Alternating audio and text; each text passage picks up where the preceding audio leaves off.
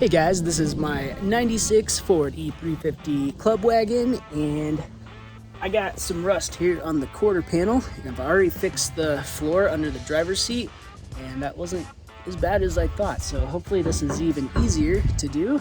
And what I went ahead and did was cut out a section at the junkyard, and hopefully we'll be able to rig something up. I got the backside too, because it's affected on the rear as well. So we'll just cut this out and hopefully size it up and just weld a new panel in there. First thing we want to do on the non-rusted piece is go ahead and find all of the spot welds and use a spot weld drill bit to drill them all out. It may be a little bit hard to find, but if we kind of sand back the paint a little bit, we should be able to do it. And we'll just drill all those out until we can separate it. All right, so we're gonna have to cut this out, and I'm gonna go a little bit past, just start, because we can always cut some more out, but we can't really add the same stuff back in, at least not very easily. But we'll go a little bit past, like right there, there.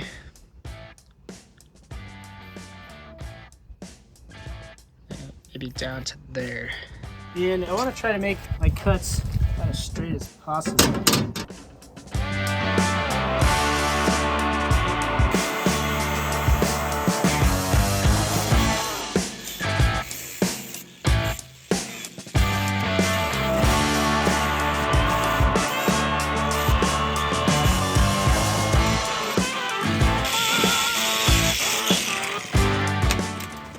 And there it is, guys. All the nasty rust is cut out. Let's go ahead and take a look in here, see what it looks like.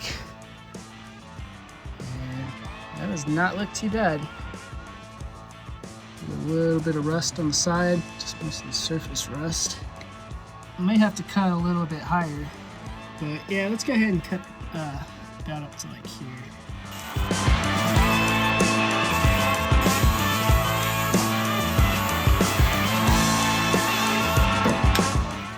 Alright, that looks pretty darn rust free for the most part. So let's go ahead and kind of just clean up the metal, make it more smooth.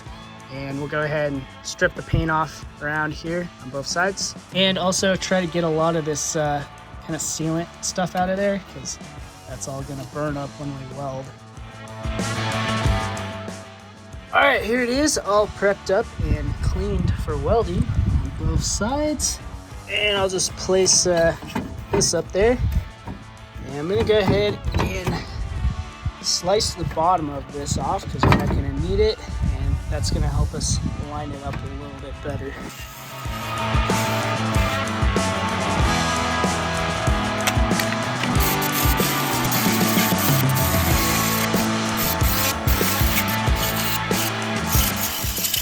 All right, let's just throw this on here best we can, just so it kind of lines up with those body lines. There we go, right there. And we'll hold it on with some magnets. So there's our Sharpie outline, and I'm just gonna cut a little bit past, just so we have enough material.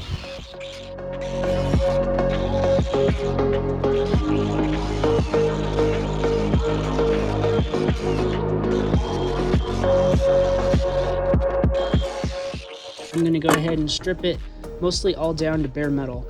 Okay, so here it is. I stripped all the paint and as much rust as I could off. And now we're gonna start the tedious process of lining it up and kind of marking what material we have to take off, if there needs to be any bends, because there needs to be a bend right here.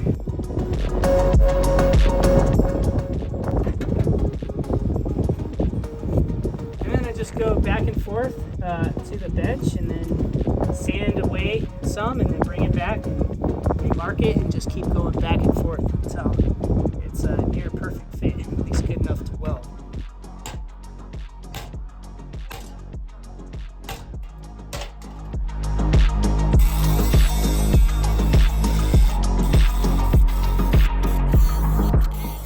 Alright guys, I went back and forth about 10 times, and this is what I got. It's definitely not perfect, but for a van, it's not too bad. Much rather have this than a bunch of rust right here. All right, anyways, let's do the inside. So I cleaned the back side up a little bit. A little bit of rust. I need to clean up some more, but let's see if we can fit it in here. Nope, I'll need to trim it up a little bit. Probably like half the top off and then a little bit of the bottom.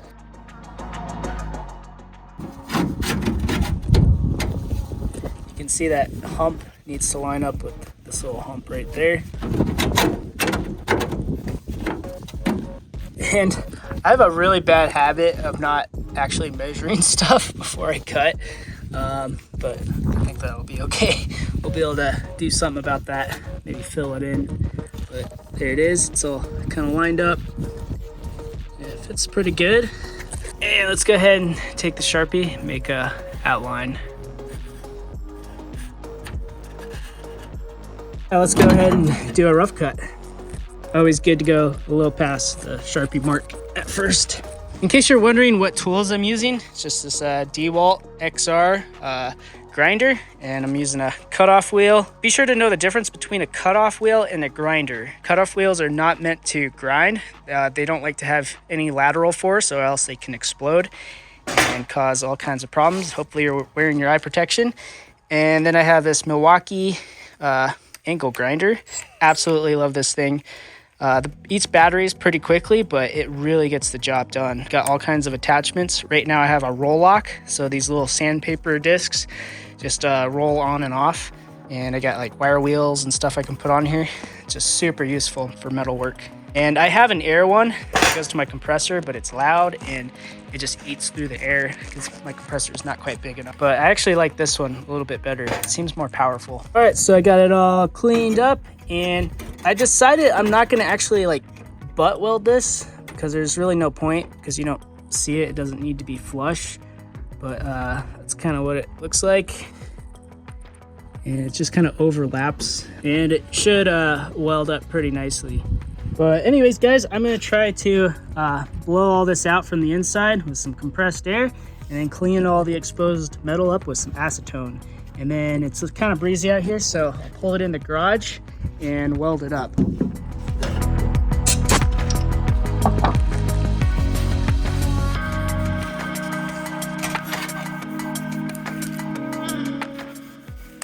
So I'm gonna coat the inside parts with some weld-through primer.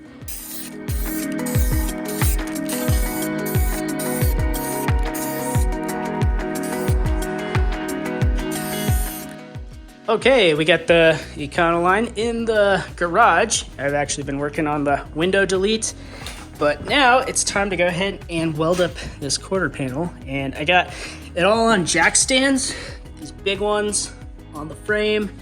And then just in case, I have a little jack stand right there under the axle, one back there, just like as an extra precaution. It's always good to be extra safe. I got a fiberglass blanket set up in here to kind of protect everything this way, because the gas tank is right over here, but that's all protected. Sparks don't go super far with MIG welding. And I'm gonna be welding with my Eastwood MIG 90, full disclosure. They did send me this for free to try out a long time ago, and I've been getting a lot of good use out of it. Absolutely love this, my first MIG welder ever. But anyways, I have a full video just on how to set it up and start welding. So anyways, let's go ahead and get started. Definitely make sure to wear all your protection, welding helmet, and welding gloves, and something to protect your skin, obviously. To get the welder set up, we need to have a nice ground close to the work spot. So let's go ahead and grind.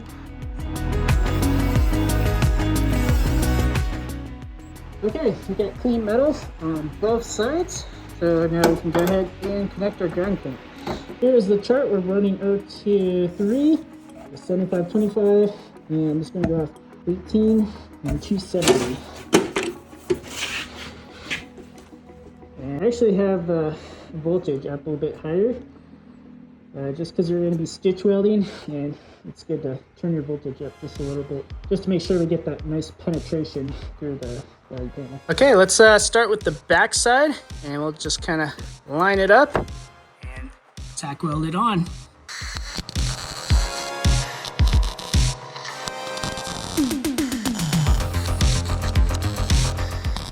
Okay, I got a few spot welds. I actually blew a hole through it, turned down my voltage a little bit, and I tried to build it up a little bit right there. Yeah, my gap is definitely not perfect in there, but I think we'll survive. And I did this one on this side, and I kind of just ground it away a little bit so we can fit the other piece on. But let's see if we can hammer this from the back a little bit.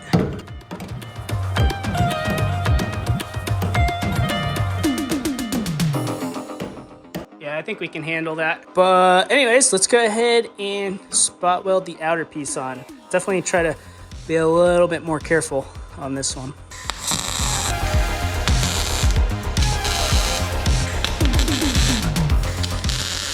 All right, there we go. You know, it's about as good as it's probably gonna get. I'm definitely not a pro at this, but this is how you learn. And you know, an old van like this, I'm not really concerned about it being perfect. I just want it to be rust free, and it's a great way to practice. But now I'm gonna stitch weld it, which basically means I'm gonna do spot weld by spot weld. And that's so we don't overheat the panel and, you know, get a bunch of warpage. But basically, your next spot weld after this one would go right at the edge of the weld, and then it would kind of overlap it so we can seal the whole thing up. So basically I would do a spot weld there, probably do one in the middle, and I'll come like down to this corner and do one. And then I'll probably switch to the back because they are kind of like separated, and I'll do kind of the same thing. Stitch weld there, stitch weld there, and then like one at the top somewhere. And then I'll kind of rotate, and I'll keep an eye on how hot it's getting, and I might have to let it cool down. And we can also use some compressed air if we need to kind of help cool it off. We just want to like try to avoid it getting super hot so we don't get like a crazy amount of warpage. Might want to use a little bit of anti-spatter spray. Don't need a ton, but and MIG welding doesn't have a lot of spatter, but it can have some. But anyways, guys, let's go ahead and weld this guy up.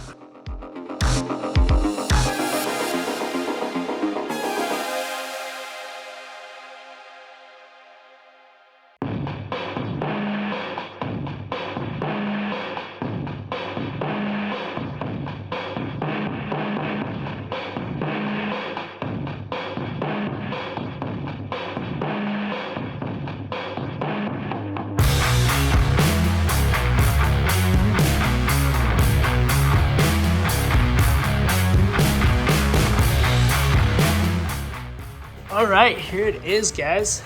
Definitely not perfect, but good enough for me. A lot better than having a big old rust spot right there. And here is the inside. Definitely not perfect, but we're not even gonna see this. And it was really hard to get two spots like in this corner, but I did the best I could. Definitely doesn't look perfect, and I did just weld up this seam just cause. And I filled in those holes. So anyways, now let's go ahead and grind this all down, mostly pretty flat.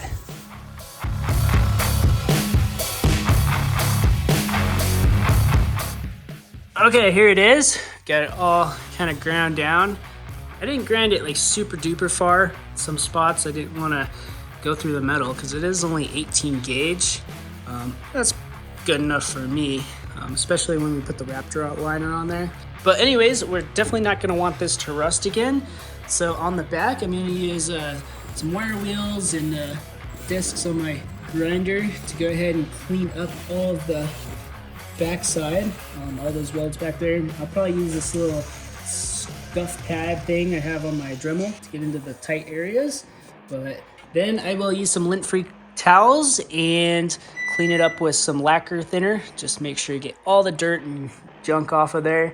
And then I'm going to paint it with Eastwood's Rust Encapsulator Platinum. And full disclosure, they did send me this for free to try out.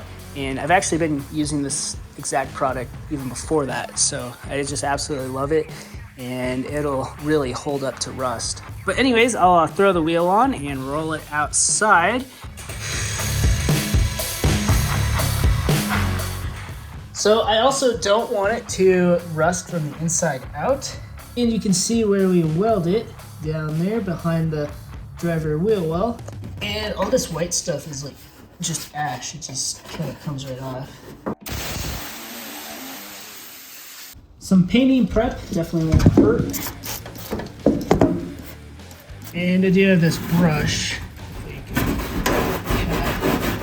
Get that down in there. Putting that weld through primer on there will definitely help keep it from rusting also.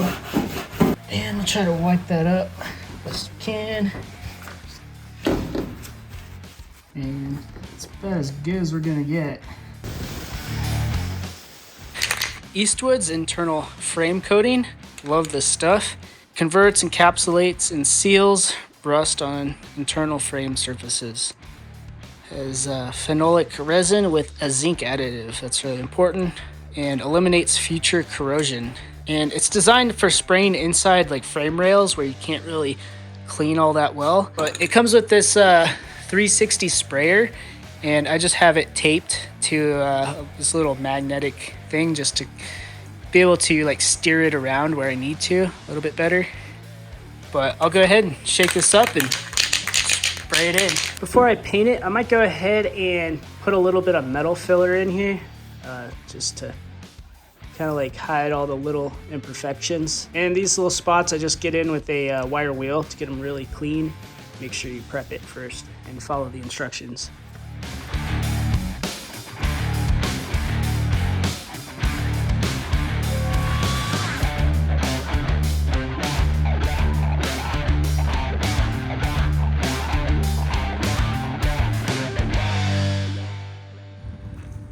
All right, guys, we are ready for paint. It feels super nice and smooth. It's like the most satisfying thing, sanding away filler to make it like perfect, but not 100%. But I mean, I could do it over again, but I just don't think it's worth it. It'll look good enough, especially with Raptor liner. But anyways, let's go ahead and do some Raptor epoxy primer on this section, and I'm gonna make a more detailed video on my paint setup until I have a chance to paint the entire van. And I ended up painting it with some Raptor liner epoxy primer and then Raptor liner, and it's holding up pretty good. You can see that it's not, you know, completely perfect, but it's good enough for a van. And on the inside, I did put some seam sealer over the welds, just to kind of protect them in case there's any like pinholes or anything. And then eventually I sprayed some kind of like Flex Seal type of stuff. And also one thing I will say is I've had some issues with not really the Raptor liner itself, but the epoxy primer. But it's been lifting off the metal in some places, just a few places. And I don't know if it's like a prep issue. Maybe there's like a few little spots I didn't prep as well as I should have, but definitely something I'm looking into. But anyways, guys, I'm super happy with how that rust repair turned out. I'm definitely no professional, but that's how you learn, by doing things and making mistakes along the way. But anyways, guys, thanks for watching, and I will catch you later. Peace out.